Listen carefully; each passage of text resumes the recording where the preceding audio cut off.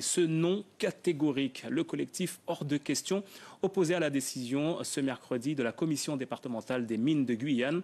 Elle a émis un avis favorable au renouvellement et à l'extension pour 10 ans de la concession aurifère Espérance, située dans les communes d'Apatou et Grand-Santi, un projet mené par la compagnie minière Espérance en partenariat avec le géant américain Newmont, Clotilde Séraphin-Georges et Yves Robin.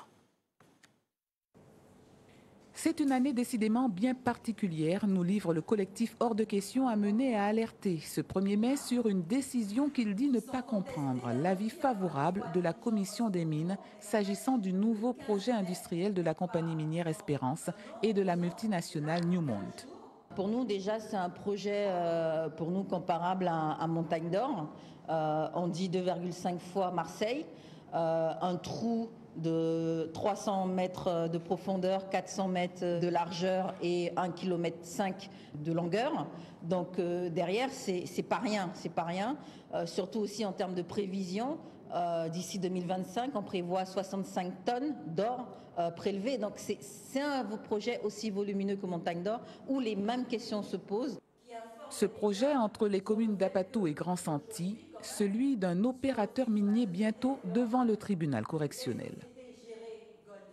La société Goldor, dirigée par la famille Ostorero aujourd'hui déjà, donc justement Carole Ostorero et ses frères, et donc du coup est attendue devant le tribunal correctionnel le 15 mai pour pollution.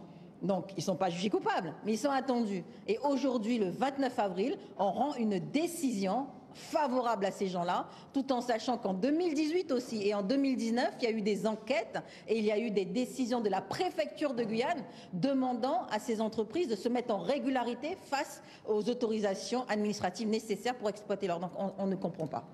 Carole Ostorero, que nous avons jointe par téléphone, préfère se donner le temps de la réflexion avant de réagir. Ce qui est clair pour le collectif, c'est qu'au regard des questions environnementales, les premières interdictions devraient porter sur les mines industrielles et l'utilisation du cyanure. Le premier combat, c'est déjà que la France se range aux côtés de la commission, pas la commission, du Parlement européen, qui à 2 reprises a voté justement l'abandon du cyanure dans les mines en Europe. Nous avons déjà un certain nombre de pays qui ont interdit l'utilisation de cyanure dans les mines en Europe. Et pourquoi pas la France? Si elle faisait cette décision, eh bien, on verrait très bien que les miniers au niveau des multinationales réfléchiraient pour venir chercher l'or dans les sols guyanais. Le collectif qui, après Cambior IAMGOLD, Rexma et Montagne d'Or, repart en croisade et se dit plus fort et plus déterminé encore.